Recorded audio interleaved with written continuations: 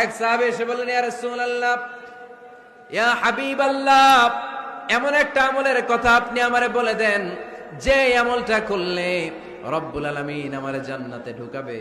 বিশ্বনবী বললেন, আলাইকা বিকাসরাতি সুজুদ, তোমার উচিত বেশি বেশি লম্বা সেজদায় পড়ে থাকা। লম্বা সেজদায় যারা পড়ে থাকে তাদেরকে জান্নাতে ঢুকানোর গ্যারান্টি দিয়েছে কে?